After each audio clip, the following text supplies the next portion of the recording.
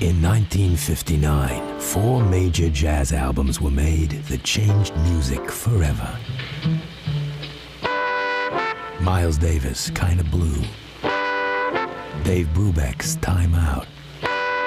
Charles Mingus, Mingus Aham. And Ornette Coleman's The Shape of Jazz to Come. 1959 was a very important jazz year for me and my own development and the evolution of jazz up until now and beyond.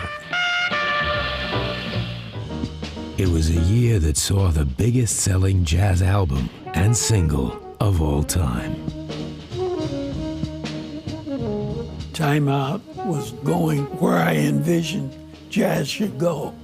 I said, boy, this is fine. This is gonna work.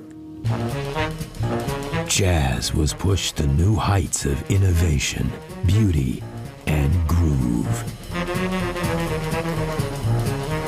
You know, the things would swing. Yeah, he'd lift you right out of your seat. It was the end of the Eisenhower era, 2.5 children and the white picket fence. In 1959, jazz is reaching white America in a big way. Oh, why are they so sick and ridiculous?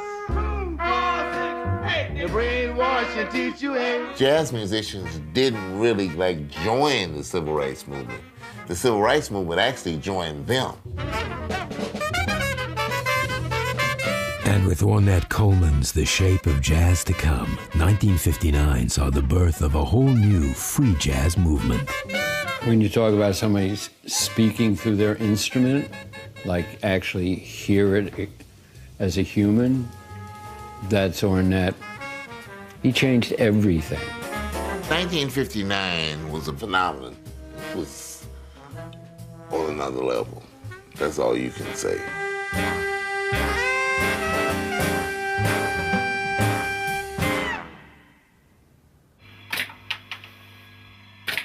The machine's on. Miles, where are you going to work now? Right here.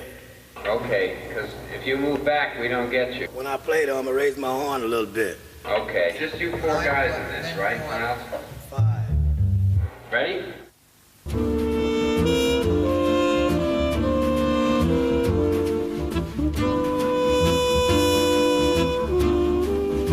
Miles Davis' Kind of Blue is the biggest selling jazz album ever made, shifting over 5 million copies. It regularly tops best jazz album polls, as well as featuring high in lists of the greatest albums of any category. Kind of Blue continues to convert more people to jazz than any other recording. All this 50 years after it was released. Yeah. And let's hear a little bit of it. Right.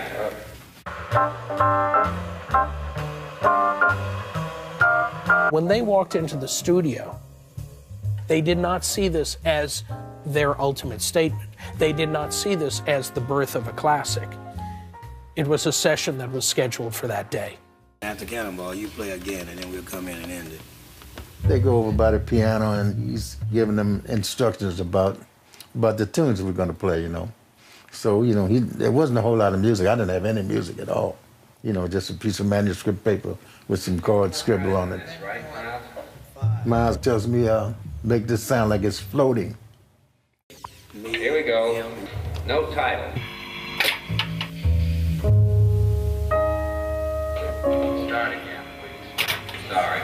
We gotta watch it because there's noises all the way through this. This is so quiet. First time I did it, the engineer said, the drums are making like a surface noise. So Miles hollered back at him and says, that's part of it. All that goes with it. What? All that goes with it. All right. Amazingly, Miles and his band spent a total of just 7 hours recording Kind of Blue. All but one of the tracks are first takes. Anytime they completed a tune, that's what they were going to stick with. You know, it really is propelled by the idea that first thought is best thought. Try it again, Irvin.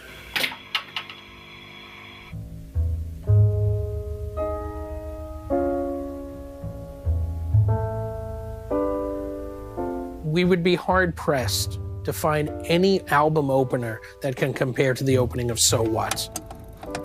This misty, unclear idea of where is the music going, where are we?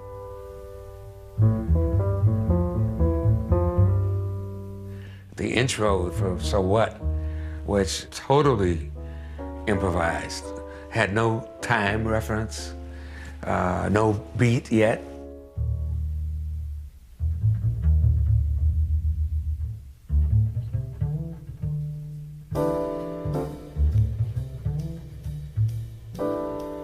And it's the piano and the bass sort of having this little conversation, and out of this musical cloud comes the riff, the grand riff, the one that says, so what? Boom, ba-doom, ba-doom, ba-doom, boom.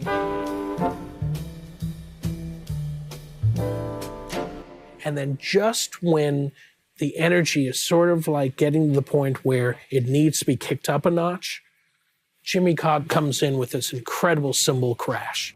When we got to the place where the solos were supposed to start, I hit the cymbal, and I thought I had overplayed it for the room. I thought I hit it too hard. But bang, it hits.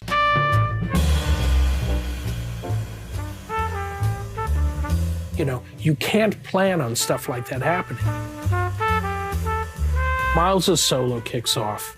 So simple, almost like a whispered confession, by someone very intimate to you.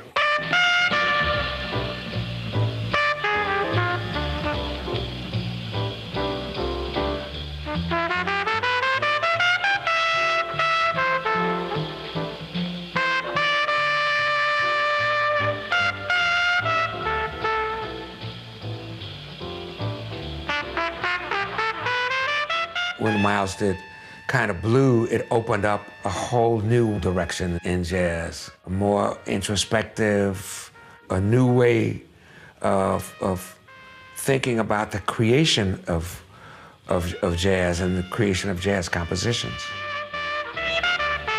Part of Kind of Blue's enormous influence on music is the legacy of the band members. Many of them went on to become leaders in their own right, like saxophone virtuoso John Coltrane.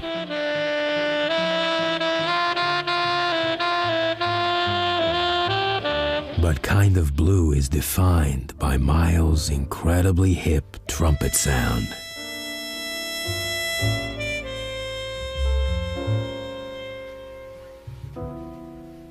He had this sound that was kind of like haunting kind of voice. It was really individual, very unique, very special. The way he plays, sometimes it makes you feel life so deeply that you can almost cry, And it didn't really sound like a trumpet anymore.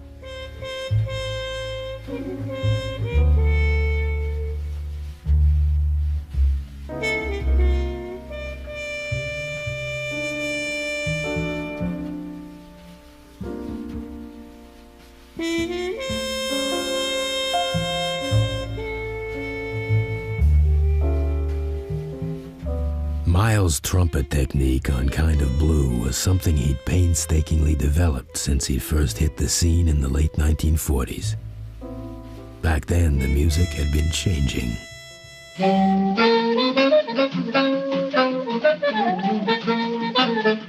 In the 1940s, if you were a player, if you were an instrumentalist who was really starting to, try and make the move, bebop was the music.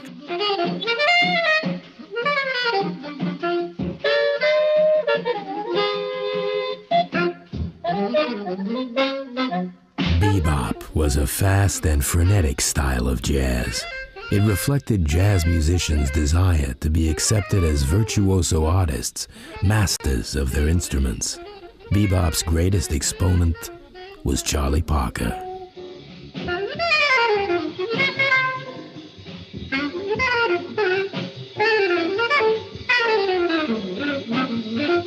Miles Davis is a very precocious musical youngster. What he really wants to learn is bebop. And where he's going to learn it is on 52nd Street and up at Minton's, up in Harlem, playing with the bebop leader of that time, Charlie Parker.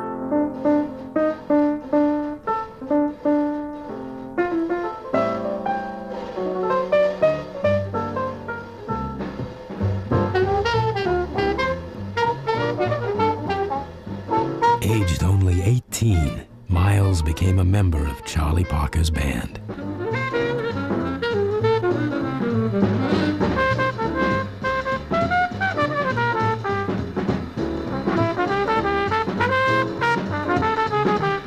As Miles traded solos with his hero, he was learning about bebop from the source.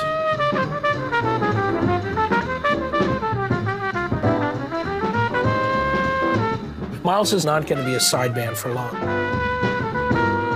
Miles, like many of the other musicians of that day, were trying to deal with the language of bebop. Where do we take bebop?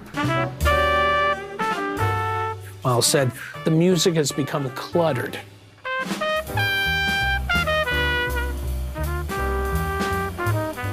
Part of his genius as a musician was that he edited what he heard Charlie Parker play. So if Charlie, for instance, used 10 notes to make a certain kind of a statement, Miles Davis might figure out how to use 3. Miles used what they call the harmonic bomb, that you hit this note that nobody expects to hit, and it has a greater power than just running up to the note another kind of a way.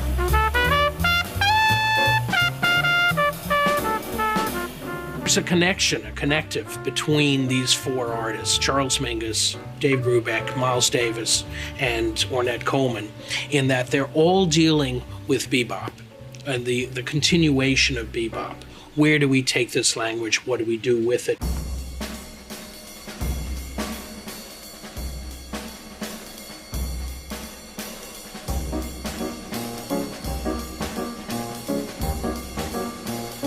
Another direction jazz took in 1959 was the rhythmic experimentation of pianist Dave Brubeck's Time Out.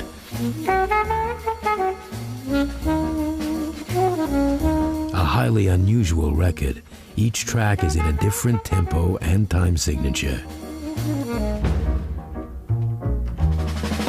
The single, Take 5, is in 5/4 time and built around a drum solo. Yet it rose up the pop charts, becoming the best-selling Jazz 45 ever released. Brubeck had spent years building the lineup of his quartet that would go on to record Time Out. I put together gradually this dream group, because some bass players and some drummers didn't want to play in different time signatures, didn't want to follow where it went. But Take 5 drummer Joe Morello was originally unhappy coming into a band dominated by Brubeck and saxophonist Paul Desmond. On the marquee, on any kind of a sign, it would say the Dave Brubeck Quartet featuring Paul Desmond, and the other guys were nothing. It could have been zilch, you know? And I said, Joe, I'll feature you. So the first night he joined, I gave him a drum solo.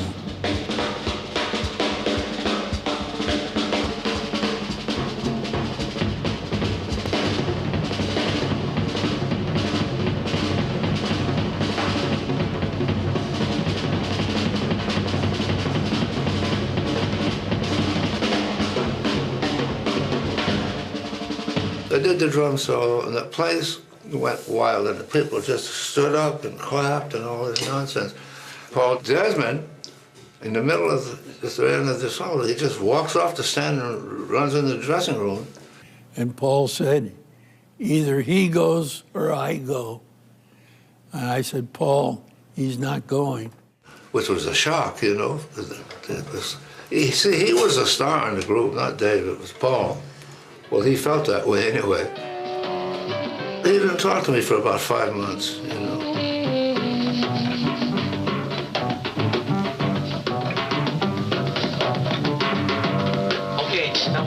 on the ending. Did I play too many things for you? I sat in the crossfire between these two wonderful players, keeping everything going and giving in or not giving in. And that quartet just started making real headway.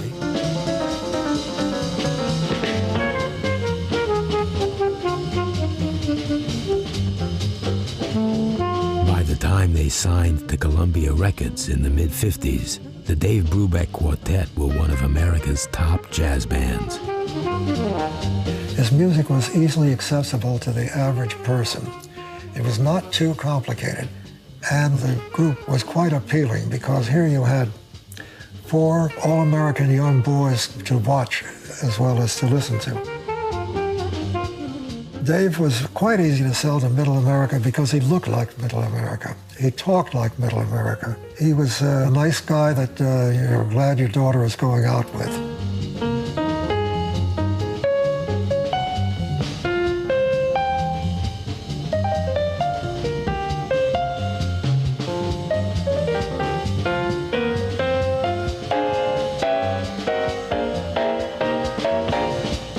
As Brubeck's success widened, parts of the jazz community accused him of being not only a sellout, but effectively a racist who diluted black music for mass consumption. Jazz came out of black America. I mean, later, of course, white America catches up, and it always does.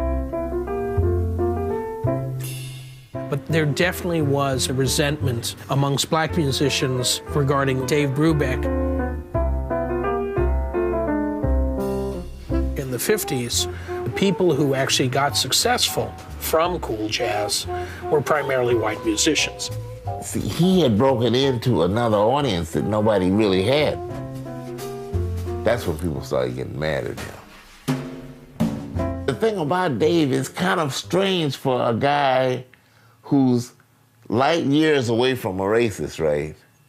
Who's light years away from a commercial guy, who doesn't make recordings with any intention of pandering to the public, right? But the public likes him.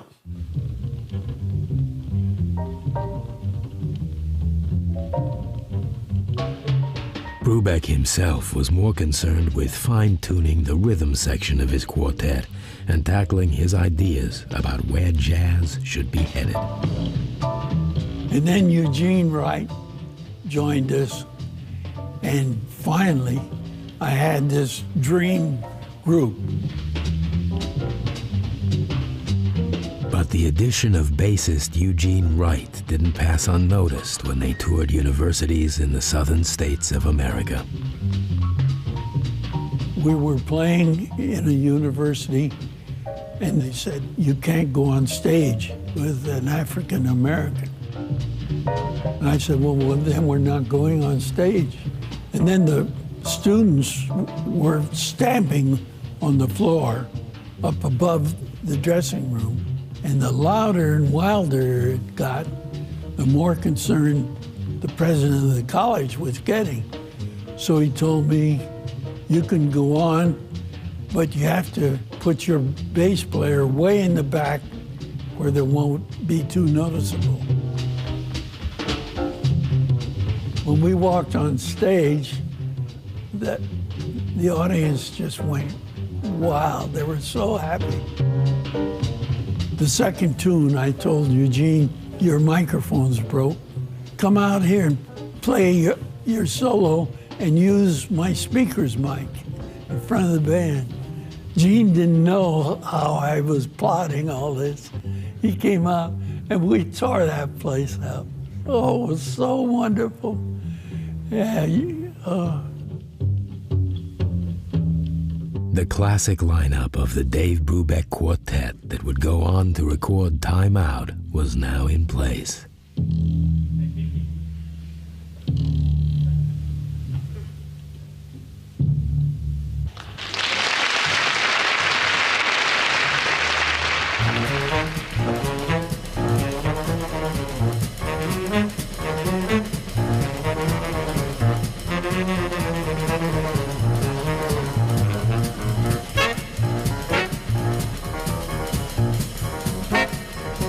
Bass player and composer Charles Mingus saw the question of how to take jazz forward in a different way.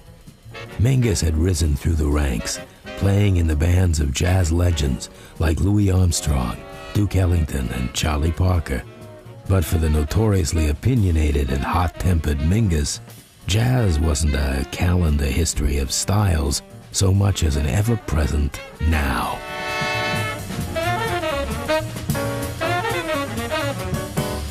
Charles Mingus had a very strong sense that there was no past, there was no present, there was no future. All of the time was alive at the same moment.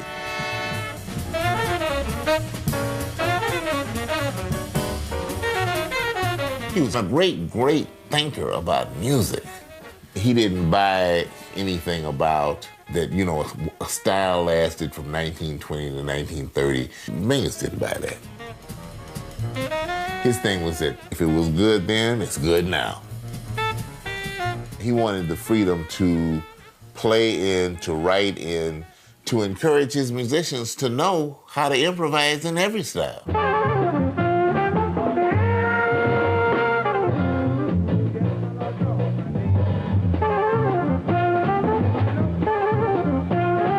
In 1959, Mingus recorded and released Mingus It was one of 4 albums he made that year, not unusual in this prolific artist's long career. But Mingus was a tightly focused masterwork.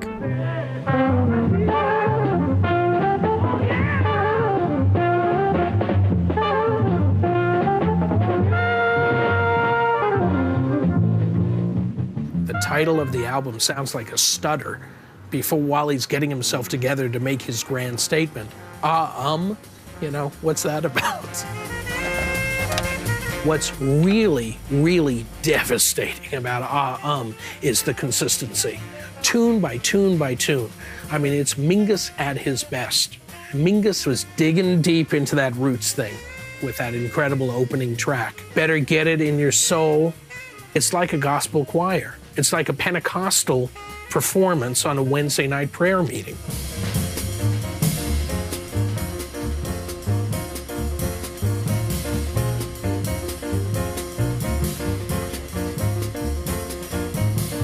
But the incredible magic of it is not just the influences, it's how Mingus works it all together and makes it into its own new thing.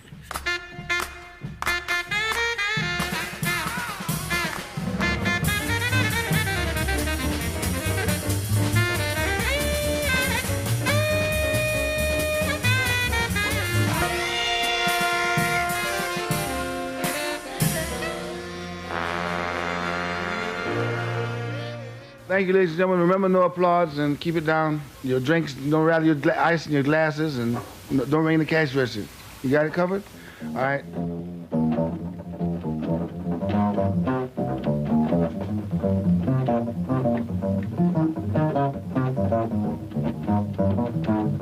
He had these enormous hands, and that made it possible for him to do certain things technically that just other bass players couldn't do.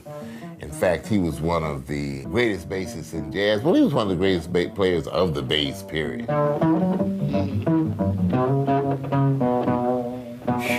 I can hear him now. He's powerful, powerful. You shut up when he played.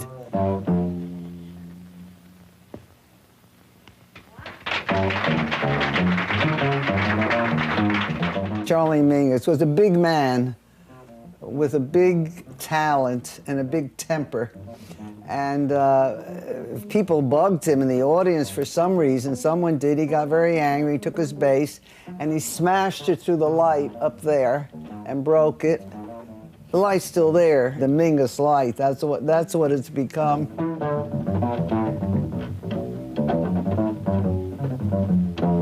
He ripped the front door off once, and some little gal this big dragged it home, as I recall.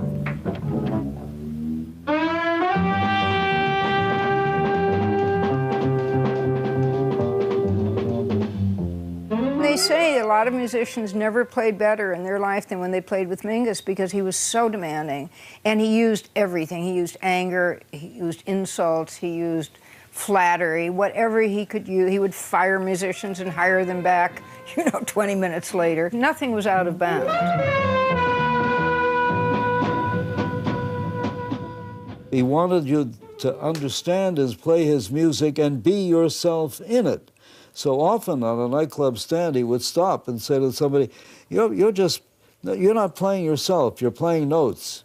I knew that Mingus was playing in this little club on West 4th Street, and I went into the club. There was an argument on the bandstand, they weren't even playing, and I heard Mingus like yelling at somebody, and it turned out to be the piano player.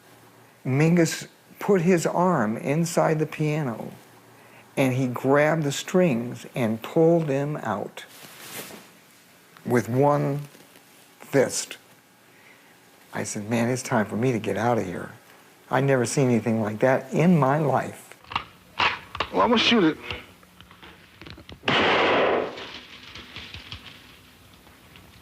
A gun. People are always telling me stories I don't want to hear about moments of Charles's volatility or things that took place, and take place they did. And Charles created scenes. He was called jazz's angry man, and he had plenty to be angry about. He had a lot to confront in those days for a man of his sensitivity and his sensibility and his talent, and unrecognized in many places merely because he had the wrong skin color. He wasn't dark enough and he wasn't light enough. He said, well, he called himself a mongrel or a mutt.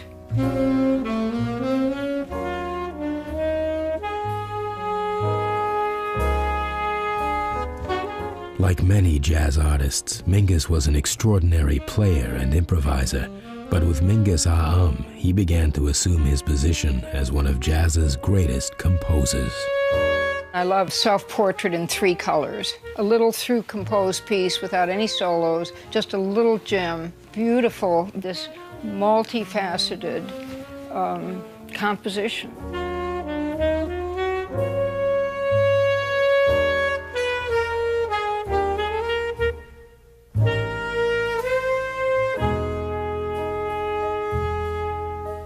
Charles once said that he was, through his music, trying to express who he was.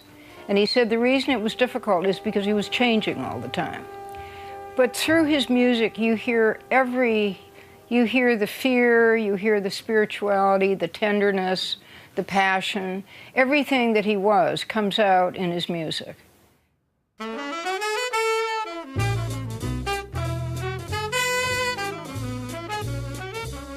In 1959, Ornette Coleman made his spectacular musical statement in one quantum leap with the audaciously titled, "The Shape of Jazz to Come."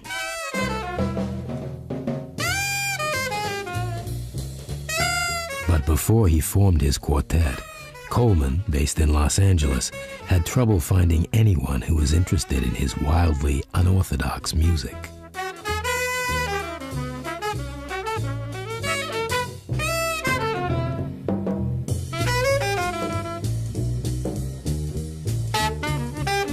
Went over to this club by MacArthur Park on Wilshire called The Hague, and Jerry Mulligan was playing there. They started their first set, and after they began to play, a guy came in and asked if he could sit in. He got up on the bandstand and proceeded to take out his horn, and the horn was white. It was plastic, you know. I'd never seen a plastic horn before, you know. This guy started to play. It was like, you know, the heavens opened up for me because I saw and I heard something that I'd been feeling.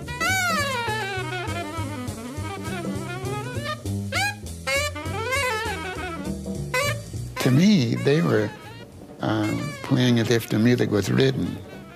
You know, when they was improvised, it was sounds like, oh, they've already learned that, you know. So I said, oh, I don't want to play like that. I want to play directly from something that inspired me. And they said, what are you doing? I said, oh, I'm improvising. So you ain't playing shit. You can't play like that. I said, play like what? The way you're playing. And all of a sudden, Jerry Mulligan asked him to stop. So he stopped and got off the bandstand and went to the back door. So I rushed through the crowd trying to reach him. And by the time I got to the back door, he disappeared down the alley. He was gone. Blown away by Ornette's playing, Charlie Haden soon tracked him down. I said, I heard you play the other night, man. You sounded so brilliant. He said, thank you. He said, not many people tell me that.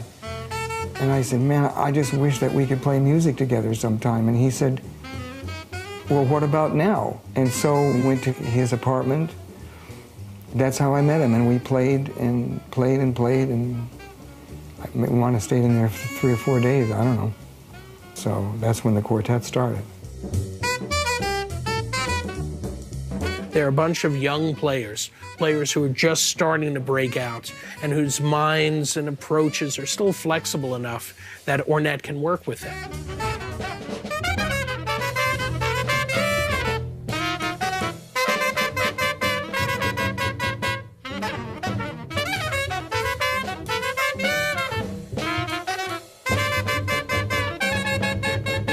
I never worried about chords, melodies, or keys, only sound. And the thing about it, there's only 12 notes that's satisfying the whole world. 12 notes that's satisfying the whole world. I said, oh, man. And then I realized that the notes don't have a style. Either you make something out of it or you don't. Ornette Coleman's The Shape of Jazz to Come didn't initially make the bold impression it has done in the years since 1959.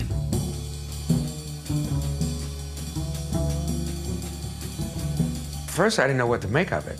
You know, I didn't know which pocket to put it in because I hadn't heard anything quite like that.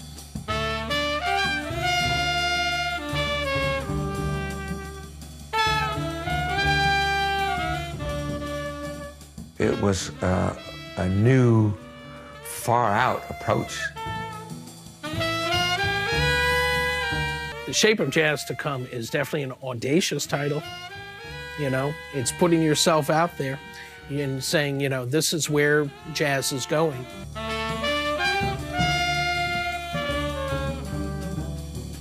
Lonely Woman has been a favorite song of mine and Wilner ever since I heard it when it first came out.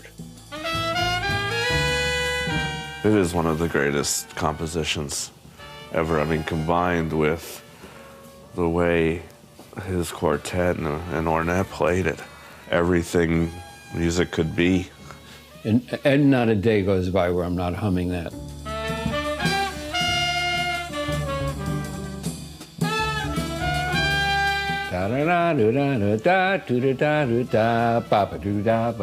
Then don da da da da da. It's not your standard jazz thing where this guy solos and this one solos and this one solos. This is a real composition that brings all of them together, and they're all such staggeringly great players.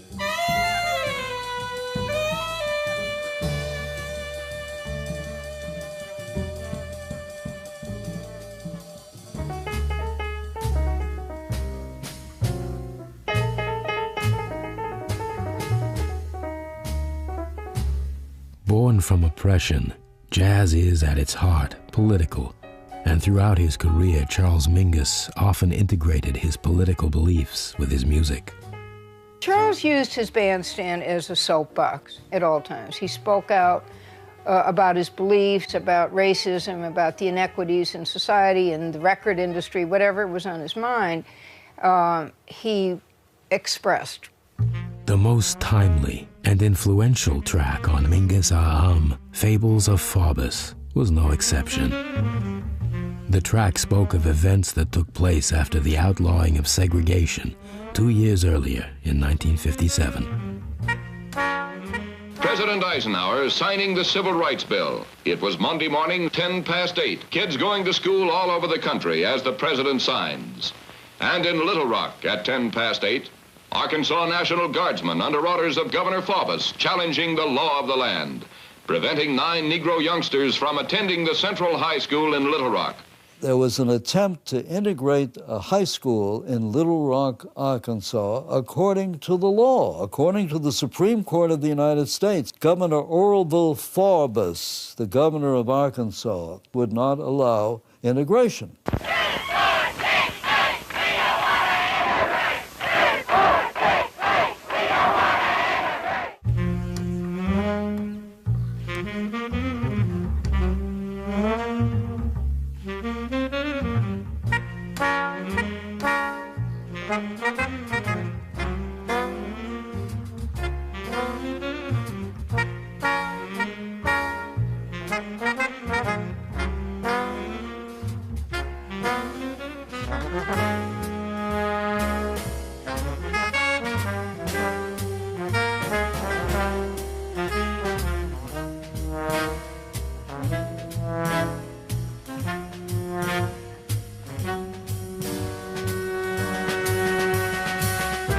Mingus was outraged by what he saw happening to people. And the irony of the Fables of Faubus is that it's kind of a comic tune.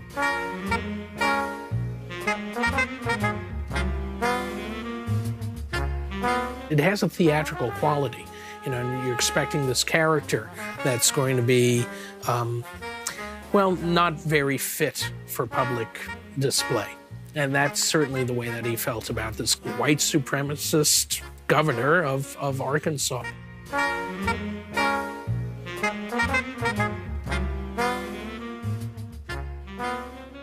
Then came the Eisenhower-Faubus meeting. Finally, Faubus withdrew the Guardsmen, and the Negroes entered the hitherto forbidden white school. A riot started. Confronted with what he called anarchy, the president ordered United States soldiers into Little Rock. The regular Army troops, paratroops, escorted the Negro children to and from school, gave them full protection from the threatening crowds. Charles wrote some smoking lyrics about this, and Columbia Records would not let Charles include these political words on the album. Tell me someone who's ridiculous. And then his drummer would respond, Governor Faubus. And Charles would say, why is he so sick and ridiculous? And Danny would say, 2, 4, 6, 8, brainwash and teach you hate. Ku Klux Klan named me someone who's ridiculous, Danny. Governor Faubus. Oh, why are they so sick and ridiculous? The brainwash and teach you hate. Fables of Faubus, even without the lyric, just the fact that he's using the name Faubus is going to have a very strong message to many of the people who are listening to that album in 1959. Fables of Faubus opened up a lot of the pent-up feelings that we all had as African-American musicians against racism in America. Kind of set the stage for each of our own individual expression of that opposition to racism. 3 words. Yes, we can. Barack Obama may not know it, but jazz is one of the reasons he was elected president. And Charles Mingus and all of these musicians, they helped to create the atmosphere that led to people respecting a person beyond the distinctions of color. In the years leading up to Kind of Blue, Miles Davis had begun to make an impact with his own defiant demands for respect, both as a black man and as an artist. I remember seeing him in Los Angeles at a club. People who turned out were gamblers, pimps, drug dealers, hustling type guys, bragging about who got the most hoes and who got the prettiest hoes, and your hoes should be picked up by the dog catcher, and well, you know, just all that kind of stuff. Now, when Miles Davis came on the bandstand, though, they shut up. They didn't make any noise after he came out there. See, I'd never seen that before. Because these are not the kind of people you can just shut up. And they knew if they got loud and irritated him, he would turn around and leave. And that would be it. He wouldn't come back. Nobody was going to entreat him. Oh, Miles, you won't get paid. I'm not broke. He'd always made his point that when I come in here, I have some kind of artistic goals I'm trying to accomplish, and they do not include you talking while we're playing.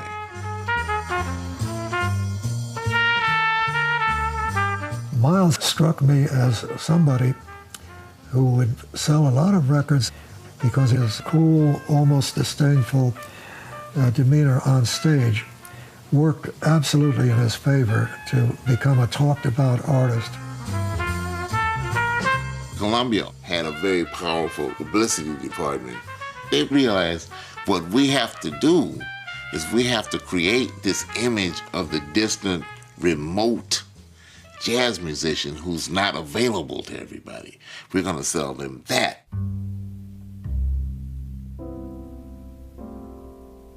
And of course, being remote and unavailable just made everyone dig Miles all the more.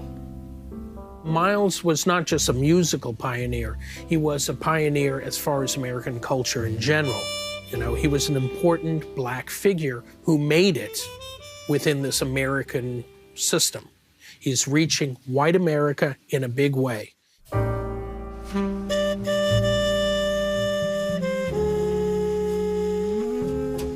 Freddie Hubbard said when he was in the Village Vanguard, he noticed this repeatedly, that when Miles Davis would play a ballad and put the harmon mute in the bell of the horn and play in the lower register, he said every woman's legs in the club opened. And he said the first time he thought he was hallucinating, that it was not really happening. He said he looked, he said they didn't even know they were doing it. He said they would all just open up.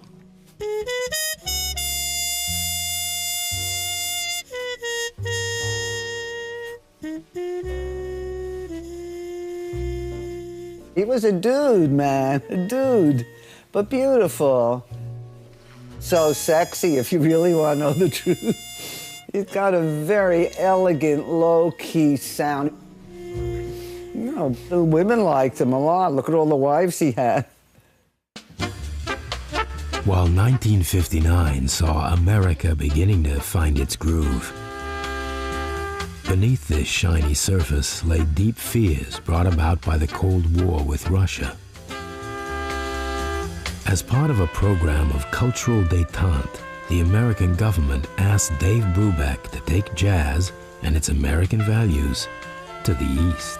Our government wanted to impress people that were right on the border of Russia about our culture. President Eisenhower wanted us to go along the perimeter of Russia. And we opened in Poland, and then went to Turkey, Afghanistan, Pakistan, India, Iran, Iraq.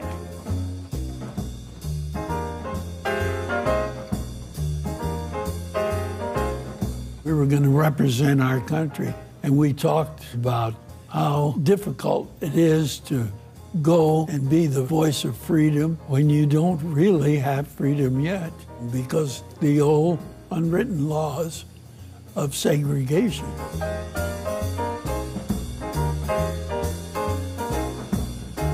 A great thing jazz has done for our country, and here we're being sent out to do it for the world.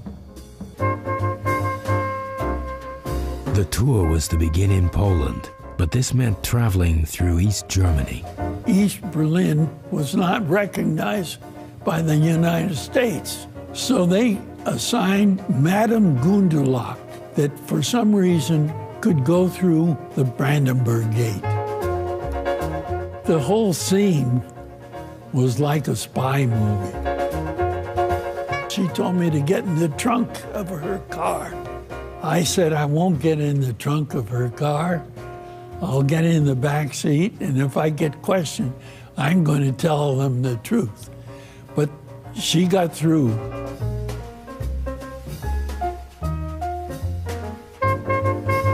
She brought us to a police station, and this man walked into the room and said, "You are Mr. Kulu." And I said, "No, I'm Mr. Brubeck." And he said, "No, you Kulu." Then he pulled out a Polish paper with a picture of me, and the caption said, "Mr. Kulu." And I realized I was Mr. Cool, and that was my name.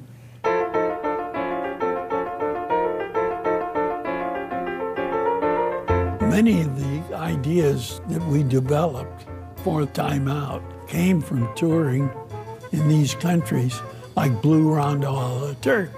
That's a Turkish folk beat. Diet, diet, diet, diet, diet, diet, diet.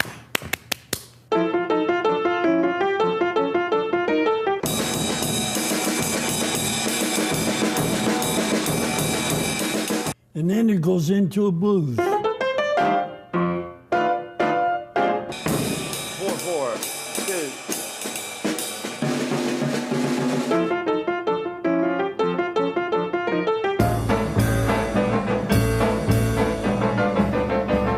Brubeck returned to the U.S. with a complete vision of the time signature experiments for Time Out.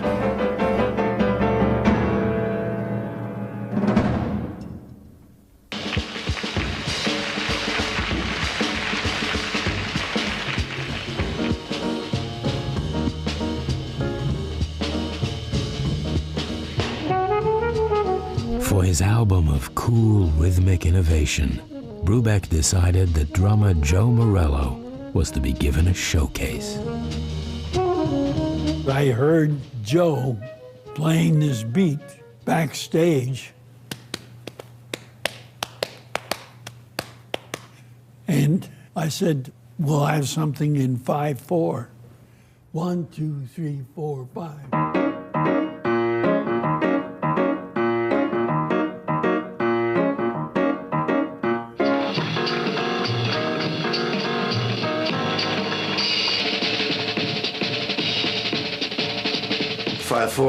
That's right up my alley, man. You know.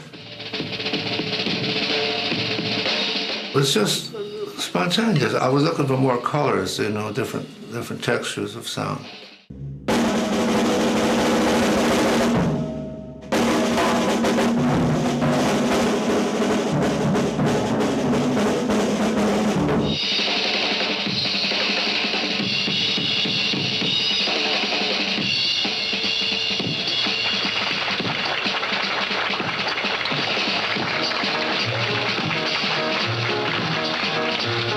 I said, "Boy, this is fine. This is going to work."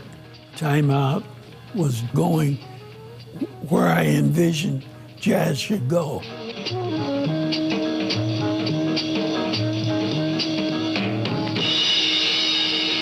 Jazz history had been written in 4/4 time. And you get Dave Brubeck doing a whole album with the idea of using different time signatures. Columbia told me, "All these crazy time signatures, that'll never sell."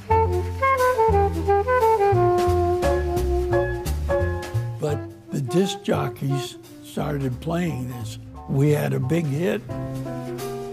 The idea that jazz could actually make it onto pop radio in America in the late 50s, that was totally unheard of.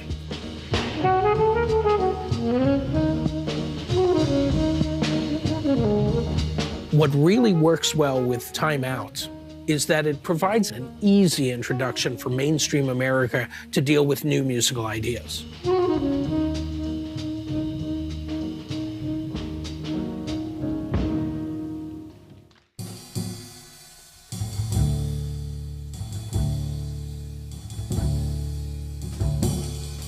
Toward the end of 1959, The Ornette Coleman Quartet came to New York for the very first time with the prophetically titled The Shape of Jazz to Come. They were all but unknown, but those who were hip to the scene were there to check out the band's New York debut at the 5 Spot. We couldn't wait. Went down to the 5 Spot and had a rehearsal one afternoon, and then we opened up. There were lines around the block. The place was packed with people, so it was quite a deal. The opening night, they had everybody. Everybody was there, and so he was kind of on auditory trial, so to speak. And we couldn't wait to get to work and play because the music was so great and new and fresh. And that's when The Shape of Jazz to Come is, you know, dropped on the New York jazz scene.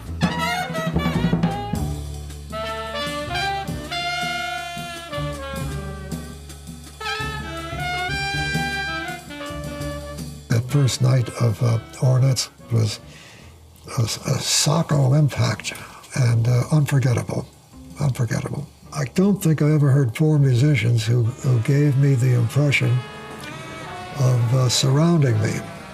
I was in the middle of it. Bang. We all know the atomic bomb is very dangerous. We must get ready for it. Duck and cover. Atta boy, Tony. Act fast.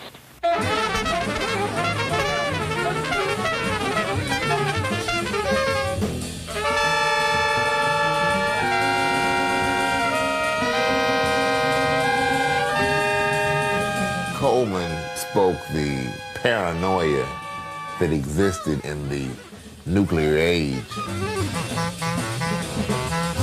The reaction that many people had just to this idea that the entire world could be blown up.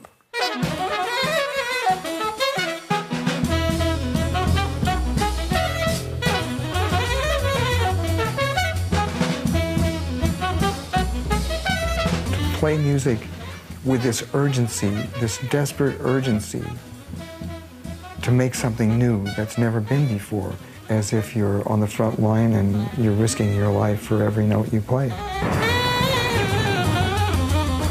Well, I was there the opening night, and I was really unprepared for the hostility. I was sitting next to Roy Eldridge, and Roy was a warm, generous guy, and he was listening to Ornette, and he said, "He's just jiving, man. That's not music." People were saying it was random, it was chaotic, it was this or that. There were people who became angry at the music and let it be known that they hated it.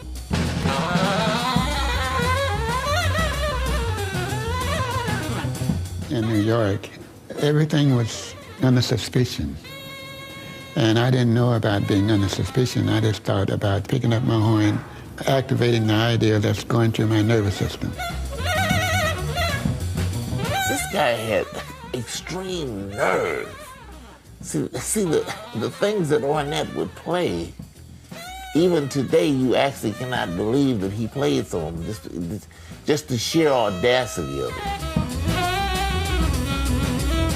In New York, Ornette Coleman playing his white plastic sax was considered pretty out there, too.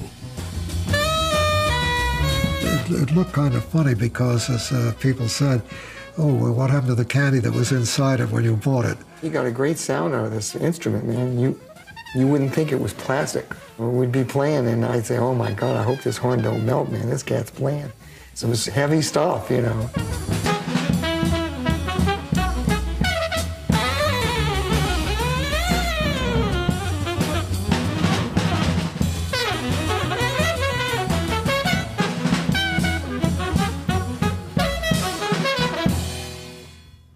It's hard to understand a negative reaction to that. Something so fabulous. I mean, like, what would people object to in it? I can't even imagine it.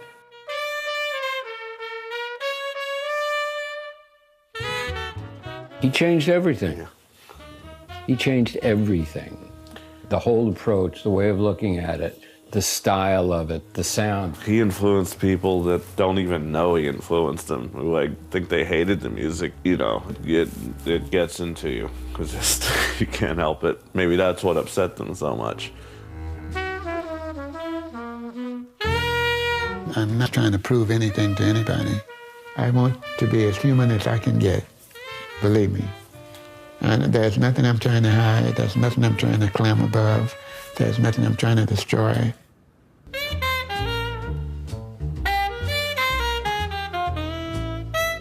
No one is going to suffer from what the human race does because it's not going to destroy itself. It's going to improve itself. Music is something that, to me, is nothing but the sound of your emotions. It's your heart, it's your feelings, it's your belief, it's your ability, and most of all, it's your love. And what's so beautiful about it, it's not destructive. It's always something that gets better.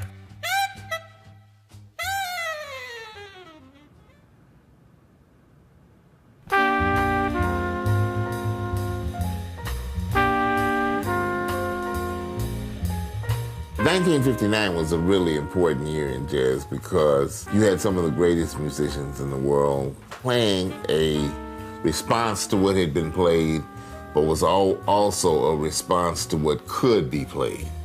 The art was advanced in 1959. Another set of choices were provided for everybody. Miles Davis' Kind of Blue has become jazz's best-selling album, hugely influential from its 1959 release right up until today. Kind of Blue definitely changed music. It just kind of opened up the horizon for jazz expression. Miles would go on to influence the course of jazz many more times.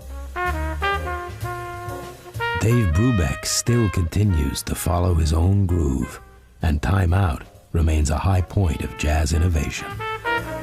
With Time Out, it finally happened the way we all dreamt of it. It stood the test of time, this one. Charles Mingus, a political as well as musical force, is now recognized as being among the 20th century's most important composers. Mingus Aham remains a prime work by this unpredictable genius. He was sharing his emotions about life. The message he always said to Seidman was, play yourself. And you could extend this to all of us. Play yourself, be who you are. But the record that has most changed jazz in this last half-century is Ornette Coleman's The Shape of Jazz to Come. It came out of nowhere and fired a starting gun on new forms of music. The LP still sounds radical. He's divisive even to this day. Being divisive is a defining element almost to Ornette Coleman's music. The legacy of The Shape of Jazz to Come will be to create no boundaries, to play new music as much as you can, not to be satisfied with the status quo.